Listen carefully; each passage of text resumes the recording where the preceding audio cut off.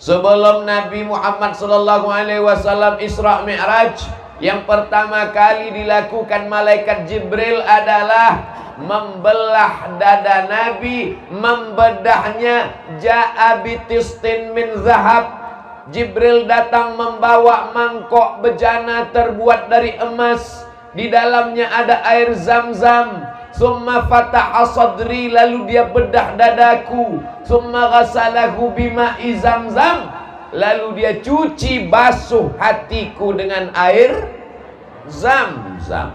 Lalu setelah itu afraghahu bil hikmati wal iman, lalu kemudian setelah suci bersih, diisilah hati itu dengan hikmah dan iman. Summa atbaqahu, lalu kemudian dirapatkan kembali. Ini filosofi tentang mensucikan hati. Ngelihat tetangga renovasi rumah baru naik darah tinggi. Ngelihat tetangga beli mobil baru naik jantung koroner. Ngelihat tetangga istri baru yang lama meninggal. Mudah-mudahan suami ibu diselamatkan dari pelakor. Lihatlah Pak Aminnya kuat sekali, menunjukkan cinta mereka yang luar biasa. Betul ibu? Masya Allah, tabarakallah. Beruntungnya bapak-bapak punya istri solihah.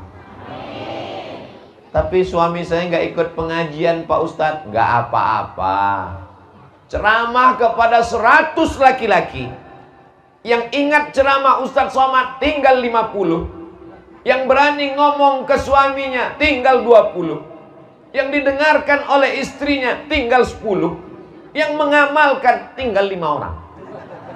Tapi kalau ceramah ke ibu-ibu 100 orang yang mendengarkan, pulang ke rumah disampaikannya ke suaminya jadi 200. Didengarkan oleh anaknya jadi 300. Diikuti oleh mantunya jadi 400. Disampaikan ke cucunya jadi 500. Kalau gitu hebat laki-laki apa perempuan? Ngaku mereka. Hatinya bersih. Tiba-tiba sebelum hadir ke pengajian Masjid Az-Zikra, betul Masjid Az-Zikra, mengingatkan kita pada Masjid Almarhum Kiai Haji Muhammad Arifin Ilham.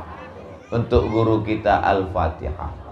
A'udzubillahi minasyaitonir rajim. Bismillahirrahmanirrahim. Alhamdulillahi rabbil alamin. Ar-Rahmanir Rahim. Maliki yaumiddin. Iyyaka na'budu wa iyyaka nasta'in. Ihdinas siratal mustaqim. Shiratal ladzina an'amta 'alaihim ghairil maghdubi 'alaihim waladdallin. Amin. Dilapangkan Allah kuburnya, diterangkan alam barzakhnya. Dan kita hari ini yang berkumpul, berzikir, bertablik akbar, ngaji Isra Mi'raj ini, beliau melihat kita dari alam barzakh. Ustadz Somad ngarang. Masa orang udah ninggal ngelihat kita? Dalilnya ada dalam Al-Quran.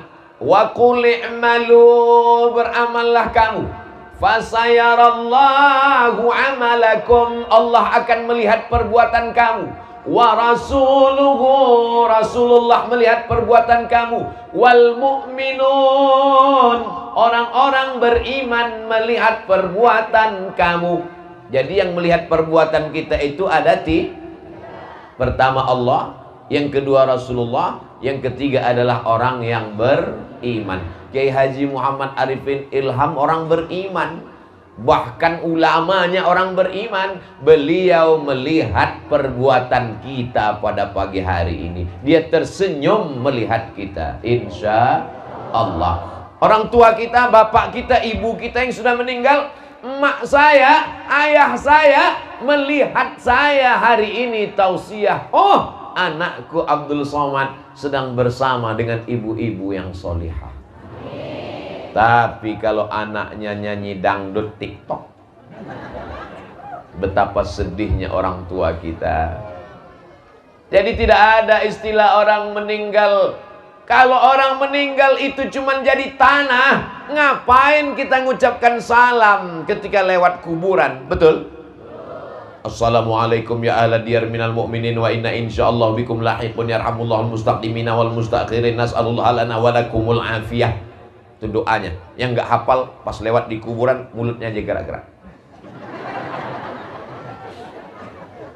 Yang paling pendek bacaannya kalau nggak hafal yang panjang, Assalamualaikum ya ahlal. Tadi waktu saya mengucapkan salam, semuanya membalas salam. Assalamualaikum warahmatullahi wabarakatuh.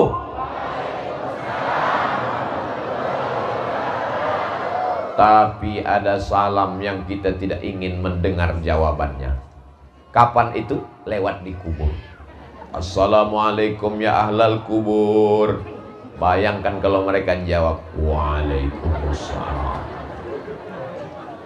Tapi sebenarnya mereka mendengar, mereka melihat, mereka menyaksikan kita. Itulah maka Bapak Ibu hari ini orang baik, tapi yang paling beruntung adalah orang tuanya, karena mereka menyaksikan perbuatan kita. Dan kita berharap saat kita mati menghadap Allah, kita masih melihat perbuatan anak-anak kita yang baik-baik.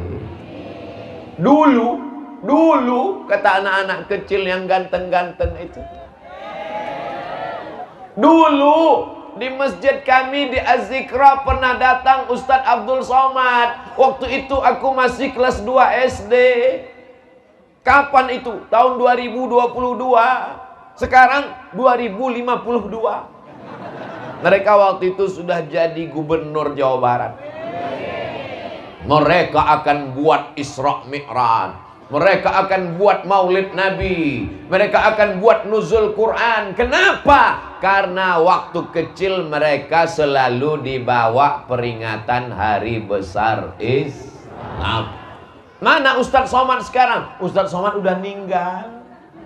Mereka kirimkan Al-Fatihah. Sebagaimana dulu Ustadz Somad mengirimkan Al-Fatihah kepada Kiai Haji Muhammad Arifin Ilham, maka begitu juga anak-anak ini akan mengirimkan Al-Fatihah kepada Ustadz Abdul Somad. Insya Allah. Apa yang kita lakukan, maka itu yang akan kita terima. Padi yang kita tanam, insya Allah padi yang akan tumbuh. Tapi kalau rumput ditanam, mungkinkah tumbuh padi? Menanam rumput berharap padi, bahasa Arabnya mustahil. Kalau bahasa Sundanya impossible. Nah, yang pertama adalah membersihkan hati. Saya yakin bapak-bapak di sana yang paling bersih hatinya. Kok Ustadz tahu? Mereka nggak dapat tempat duduk. Mereka nggak dapat tenda. Tapi mereka tetap tersenyum di balik masker. Hati mereka bersih.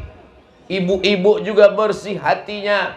Dia duduk di bawah jauh. Ustadz Abdul Somad dikasih kursi, duduk pakai meja. Di mana-mana tausiah air minumnya 1 botol. Ini banyak sekali. Kosong. Belum dituang. Kenapa mereka bersih hatinya? Karena mereka tahu bahwa Nabi Muhammad SAW sebelum ke Masjidil Aqsa, sebelum naik ke Sidratul Muntaha, yang pertama kali disucikan hati. Penyakit yang paling mengerikan di dalam hati adalah, langsung anak SD angkat tangan, penyakit liver. Bukan. Penyakit yang membuat iblis tidak mau bersujud kepada Adam. Hasad, dengki. Masa Adam yang baru diciptakan kemarin sore, yang tercipta dari tanah, yang rendah dan hina, warnanya hitam, baunya busuk, aku dari api. Muncul hasadnya. Apa itu hasad? Karahatun ni'mah alal mun'ami alaih. Tidak senang melihat orang lain dapat nikmat. Ngelihat ibu-ibu jilbabnya bagus, langsung sakit jantung. Ibu kalau ngelihat kawan jilbabnya bagus, syukuri apa adanya. Memang jilbabnya bagus, belum tentu lunas.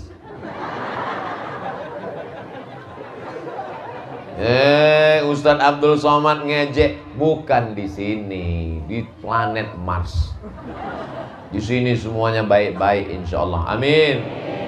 Ngelihat tetangga kita pulang kampung saat bulan Ramadan, seminggu menjelang Idul Fitri, bawa mobil, langsung sakit jantung. Jangan, bisa jadi rental.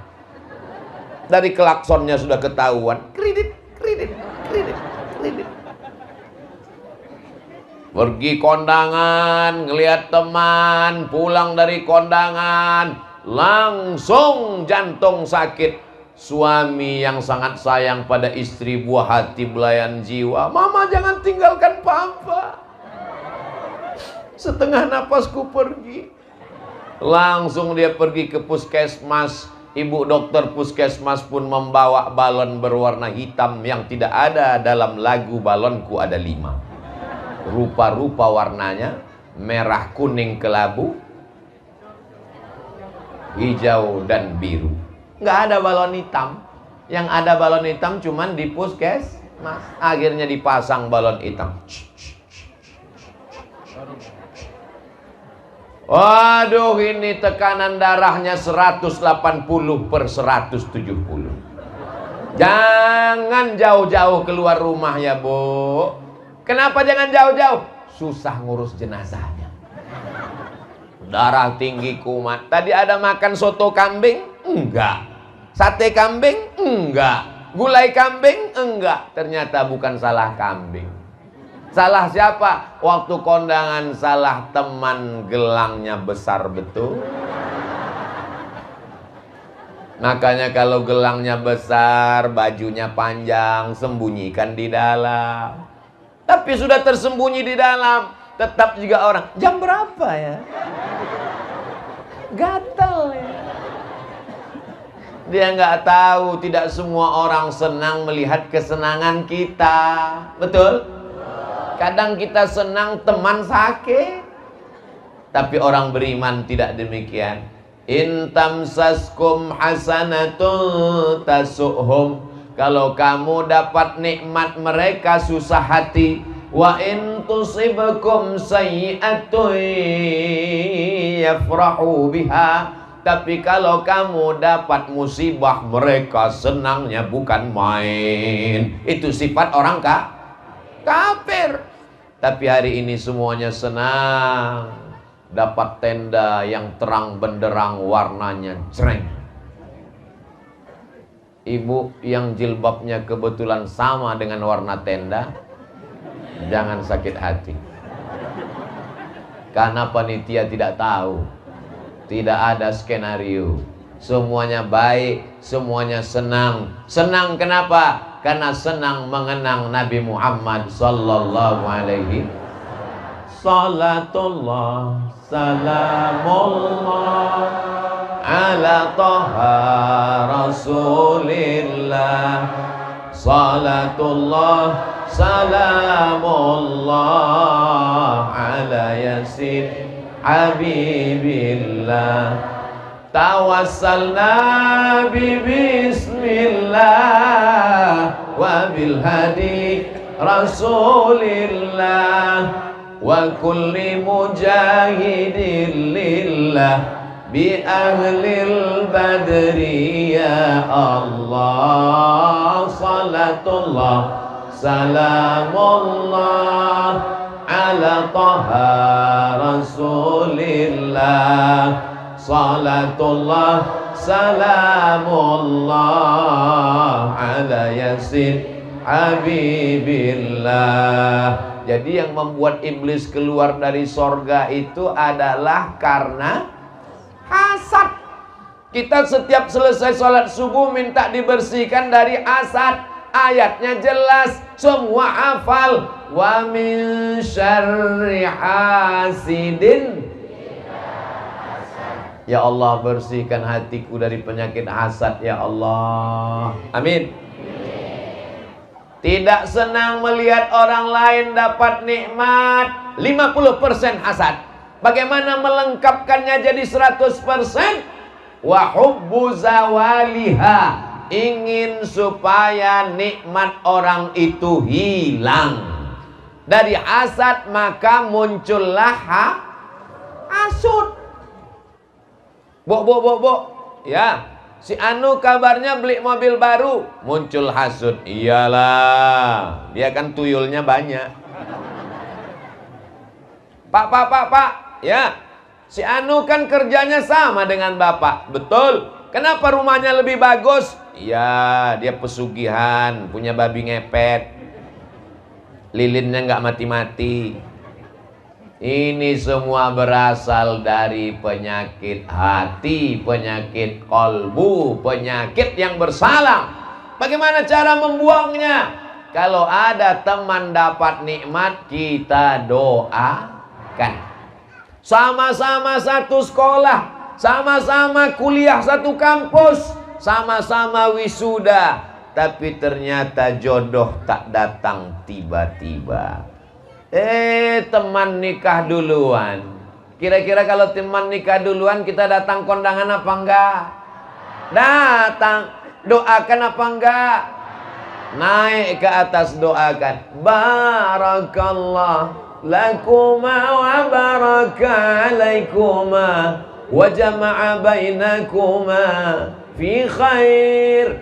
Kalau tulus hatinya, pasti plong doanya. Tapi kalau sudah sakit hati, hasad, dengki, dendam, kesumat, barakallahu lakum wa baraka alaikum wa jama'a bainakum fi khair.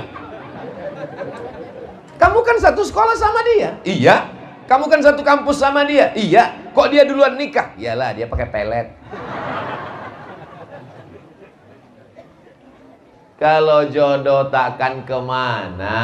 Betul? Bu, iya. Itu kan teman anak ibu. Iya. Yang dulu sering main ke rumah kan? Iya. Kok dia nikah duluan? Biasa, kecelakaan. Lihat aja perutnya gede. Padahal dia habis makan lontong sayur 2 piring. Kita sudah memfitnah. Andai ucapanmu benar, ribah. Andai ucapanmu tidak benar, dosanya 2. Yang pertama ribah, yang kedua fitnah. Fitnah ini luar biasa, lebih kejam dari Fitri. Mohon maaf Ibu Fitri, jangan tersinggung. Jadi kalau ada teman kita nikah, ya kita senang. Kamu kok masih jomblo? Kenapa belum menikah? Aku sangat dekat dengan dia. Kalau dia minum, aku merasa sudah minum. Kalau dia makan, aku merasa sudah.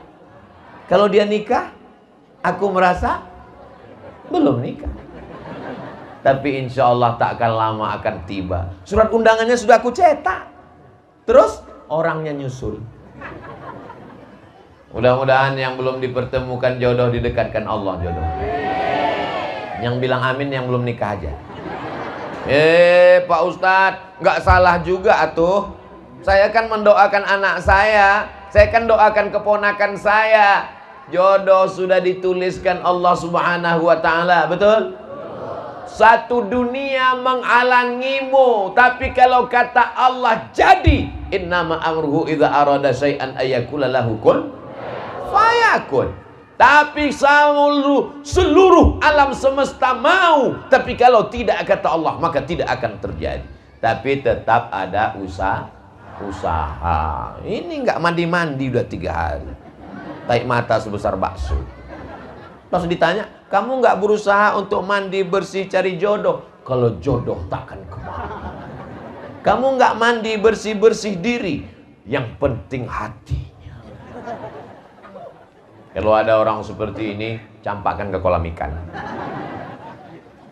Jamaah yang dimuliakan Allah Subhanahu wa ta'ala. Jadi menghilangkan hasad adalah mendoakan saudara kita di hadapannya.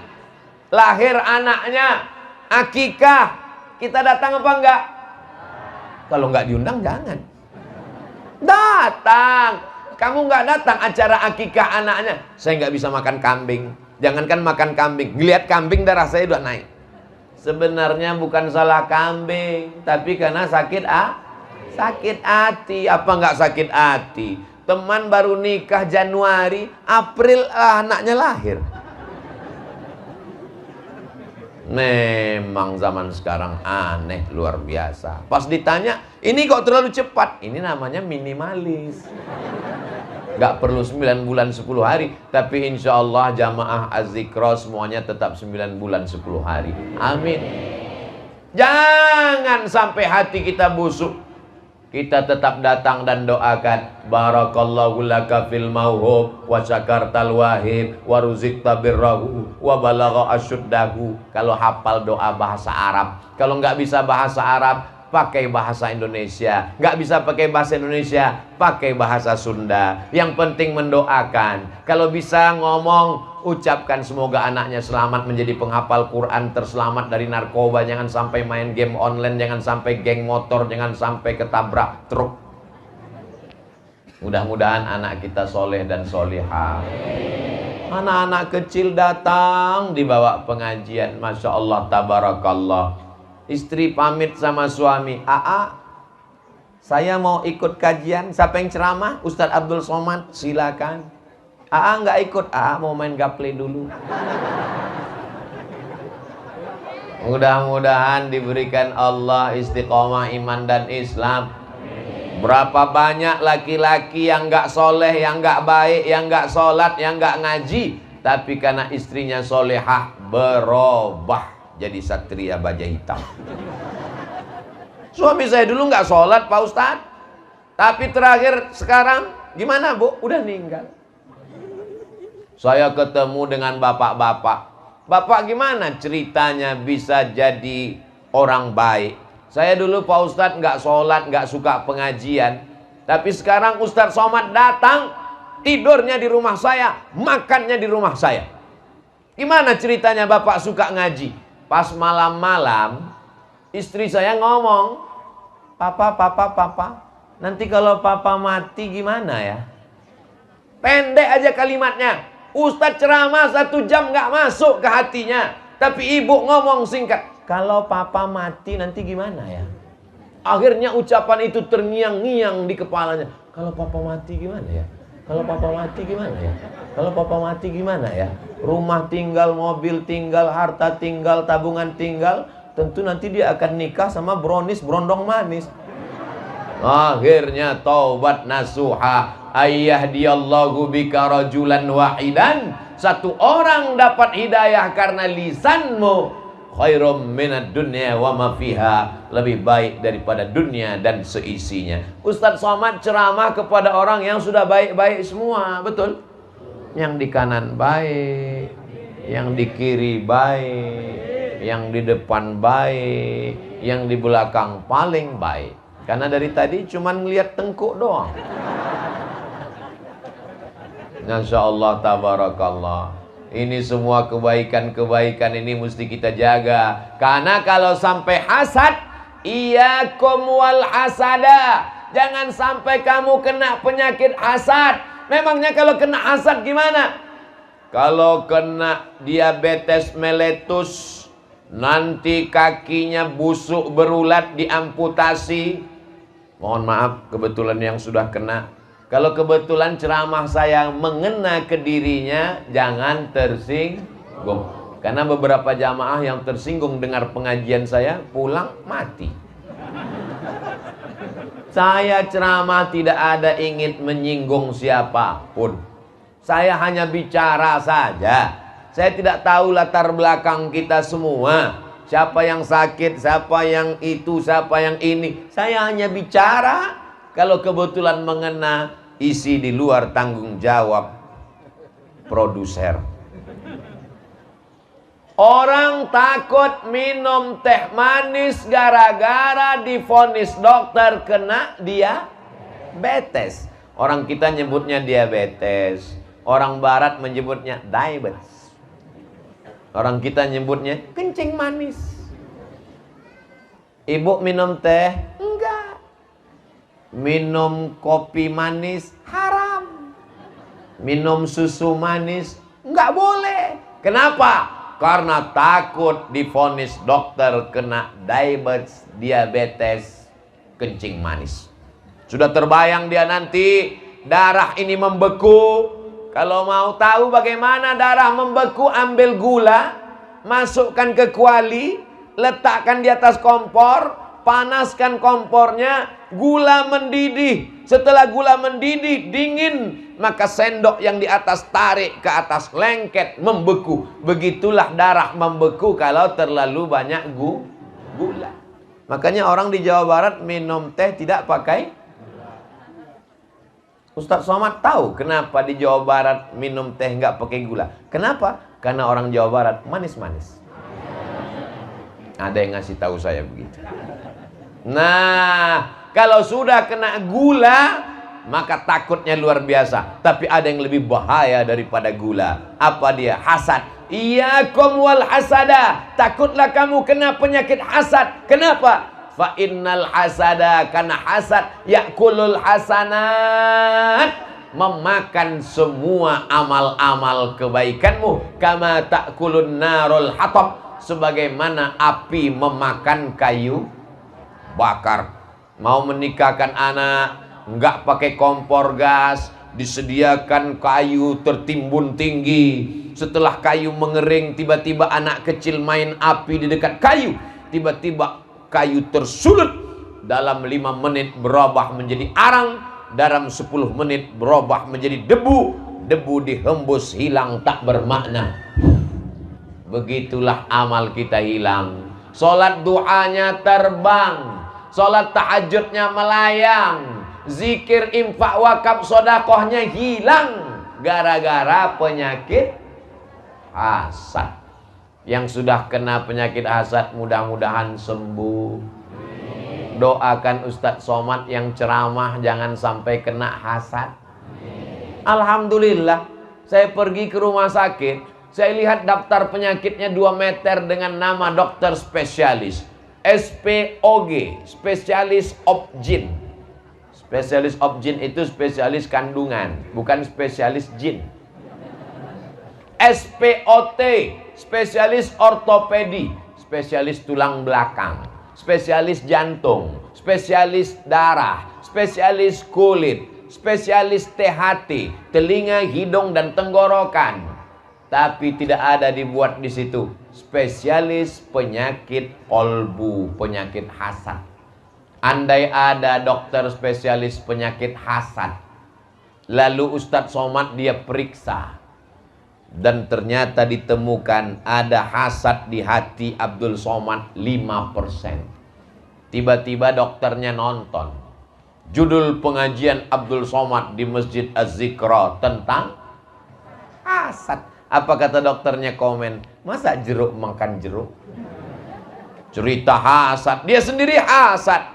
Andai kita 1 kali hasad, tumbuh tai lalat 1.